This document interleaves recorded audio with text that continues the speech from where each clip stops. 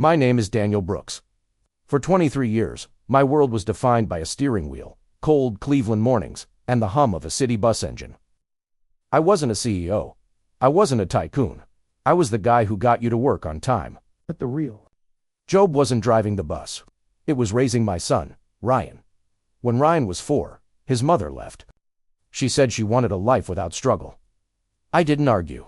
I just tightened my belt and decided it would be the two of us against the world. Life was honest, but it was hard. I packed peanut butter sandwiches because that's what we could afford. I helped with homework, even when the math made my head spin.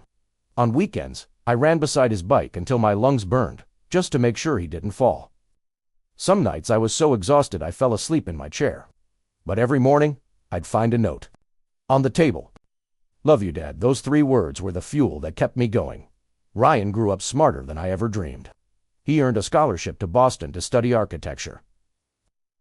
I remember dropping him off at campus.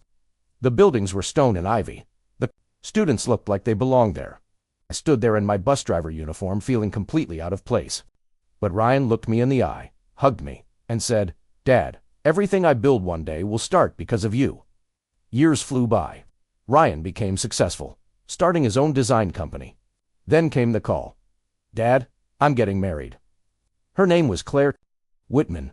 Her family lived in Greenwich, Connecticut, in the kind of houses you see in movies. Her father, Howard, owned a massive real estate development firm. I wore my only suit to the engagement dinner. I pressed it carefully, but when I arrived, I felt like I'd stepped onto another planet. Marble floors, chandeliers, waiters with sparkling drinks. When Howard asked what I did, and I told him I drove a bus, he nodded slowly and said nothing. I stopped talking after that. Every time I spoke, the conversation died. Ryan saw it. I know he did. The wedding day arrived.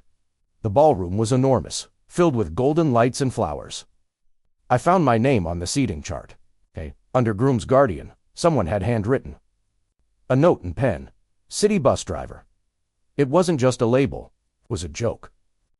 I heard people laughing. I felt my chest tighten, but I said nothing. I walked to the back of the room and sat alone. During the reception, Howard took the microphone.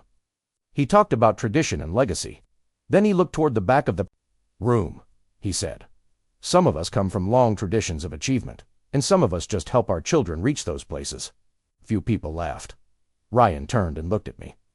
Something changed in his eyes. He stood up, walked to the stage, and gently took the microphone from Howard. "Before we continue," Ryan said calmly, "I want to tell a short story." He pointed at me. "The man sitting in the back of this room is my father. When my mother left, he was 27 years old. He worked 12-hour shifts so I could eat. He taught me how to ride a bike and how to stand up when life gets difficult." The room went silent. Ryan smiled. "Everything I have accomplished started because a tired bus driver believed in his son." Then he pulled out a document. He announced he had accepted a position with a non-profit housing organization to design affordable homes for working families. He looked directly at Claire's father. That decision meant refusing offers to replace neighborhoods with luxury developments. "I don't measure success the way some people do," Ryan said. He stepped off the stage, walked straight to me, and said, "Dad, come sit with me." We sat together at a small table in the corner. People whispered, but Ryan looked relieved. 3 months later, the marriage ended. Claire wanted luxury towers. Ryan wanted homes ordinary families could afford. They chose different paths. Years later, Ryan's work received national attention. He invited me to a ribbon-cutting ceremony for a new neighborhood outside Detroit. Rows of beautiful houses stood under the sunset. Children played on the sidewalks. Ryan pointed to the street sign at the entrance. "Brooks Way. They named the street after you." My throat tightened. I told him he did all the work. Ryan shook his head. "No, Dad. Everything I build started with you."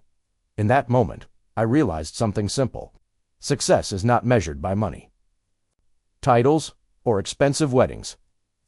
Sometimes, it is measured by the life you help someone else build.